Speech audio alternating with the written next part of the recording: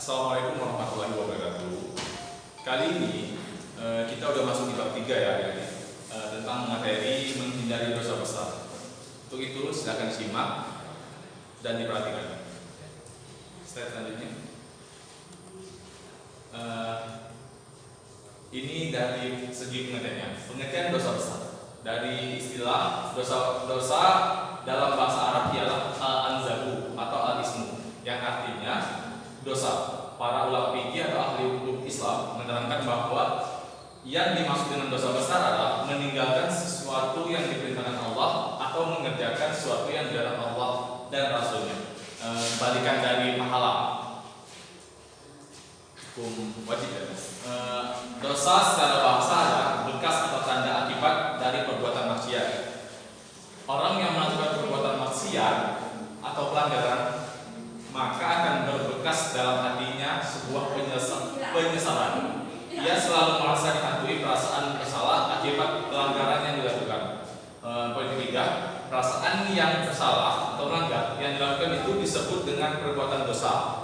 Dosa yang tersimpan dalam hatinya adalah bekas perbuatan maksiat. Ini selanjutnya, ini macam-macam dari dosa besar ya. Kali ini membahas hanya 5, yaitu tentang membunuh, berzina, LGBT, minum khamar, dan judi. Ini ada bagiannya lagi. Selanjutnya ini ya, pembahasan kita ini hanya 5 ya. Dari membunuh, berzina, LGBT, meminum khamar, dan berjudi.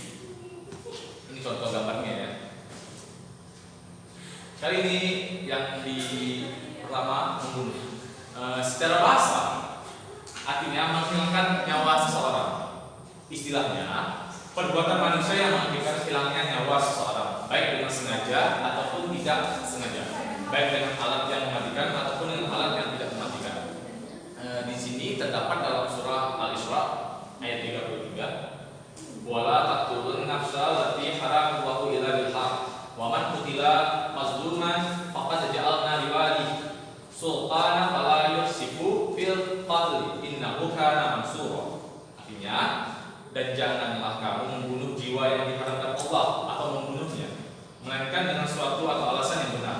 Dan barang siapa dibunuh secara zalim, maka sungguhnya kami telah memberi kekuasaan kepada ahli warisnya. Tetapi janganlah ahli waris itu melampaui batas dalam membunuh. Gitu. Sungguhnya ia adalah orang yang mendapat pertolongan. Untuk selanjutnya, ini macam-macam dari pembunuhan. Ya, jadi poin pertama itu pembunuhan sengaja, atau dalam bahasa Arabnya fatal alam. Poin kedua, pembunuhan semi sengaja. Itu biasa disebut fatal sib al-am. Atau poin ketiga, pembunuhan tidak sengaja, fatal al-qata. Di sini disebutkan juga dasar hukum pembunuhan terdapat dalam surah An-Nisa ayat 93. Perlu dibaca juga.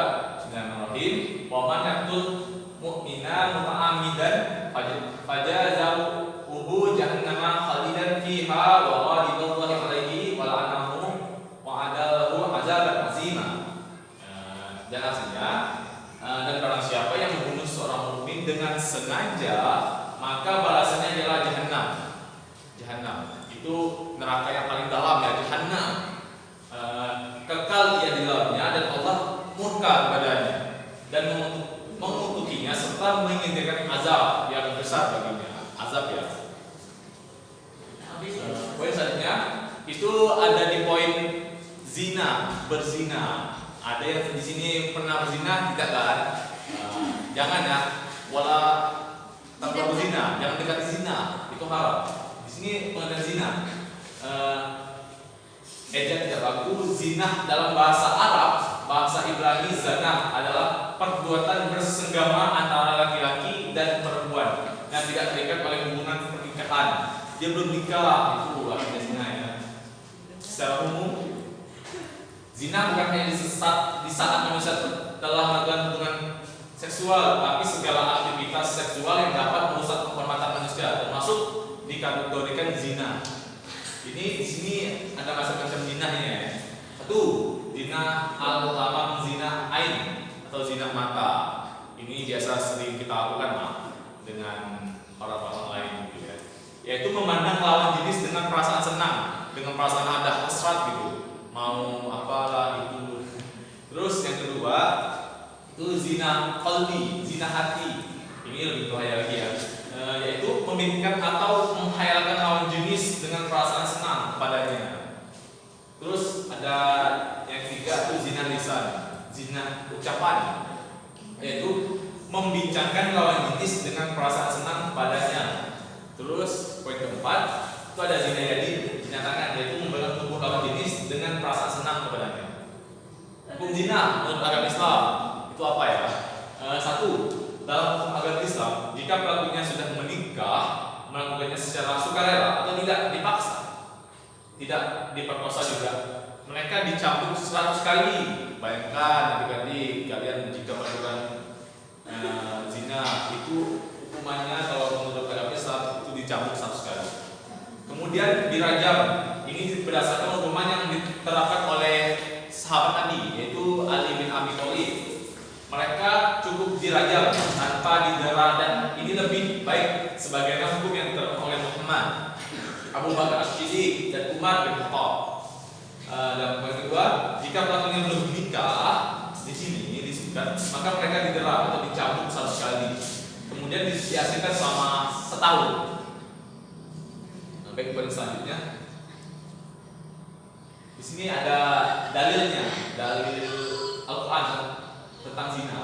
Itu terdapat dalam surah Al-Isra ayat 32. Dan janganlah kamu melihat zina, sebenarnya itu adalah suatu perbuatan yang kecil dan suatu yang jalan buruk. Poin selanjutnya, dapat ada zina bagi kita yang melakukannya. Alhamdulillah ya. Satu, menghancurkan masa depan anak. Dua, merusak keturunan yang sah bila perzinahan menghasilkan seorang anak terlebih. Tiga, mendorong perbuatan dosa besar yang lain seperti menggugurkan kandungan, membunuh wanita yang telah hamil karena perzinahan, atau bunuh diri karena menanggung rasa malu itu ya kalau kita di sini. Terus poin keempat itu menimbulkan berbagai jenis penyakit lain seperti AIDS atau penyakit lainnya. Terus yang kelima itu terjadi hukuman berupa rajam sebanyak 100 kali, itu pada masa Ali ya, pada masa sahabat. Poin selanjutnya itu ada LGBT. Apa sih pengertian LGBT itu? Yang pertama itu L, lesbian. Lesbian itu apa? Merupakan gangguan seksual yang menyimpang di mana wanita tertarik pada wanita lain. Itu aneh. Yang kedua itu ini kebalikannya dari wanita. Wanita ini gay, merupakan berlaku menyimpang seksual di mana laki-laki tertarik dengan sama laki-laki, itu disebut juga dengan homoseksual. Yang B-nya itu apa? Biseksual, merupakan berlaku menyimpang di mana seseorang memiliki dua gender sekaligus baik wanita maupun pria. Alhamdulillah.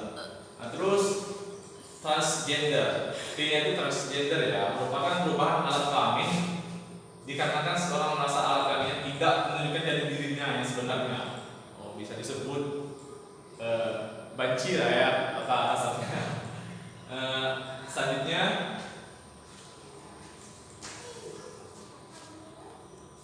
itu ada faktor penyebab LGBT. Di sini ada terkait dengan faktor lingkungannya. Bisa disebut faktor lingkungan karena apa? Karena di sini misalnya nih, karena ada salahnya pergaulan di antara lingkungannya itu. Mungkin dalam berteman sudah selainnya kita memilih ya, memilih teman yang perilakunya baik. Itu contoh. Terus faktor kedua itu faktor keluarga. Faktor keluarga itu kenapa? Jika seorang anak mengalami kekerasan di lingkungan keluarganya, hal ini bisa menjadi salah satu faktor yang menyebabkan dia jadi LGBT. Sebagai contoh nih, seorang anak perempuan yang mendapatkan kekerasan dari ayah atau saudara laki-lakinya akan berpikir untuk membenci lawan jenisnya gitu. Dari keluarga bisa lari ke efeknya ke diri sendiri. Tuh, jika faktor genetik ini mungkin adik-adik belajar juga di biologi ya. Kemudian faktor penyebab LGBT ini bisa terjadi oleh faktor genetik karena di sini penyimpangan seksual seperti lesbi, gay, biseksual atau transgender bisa terjadi karena adanya riwayat keturunan dari keluarga sebelumnya. Poin selanjutnya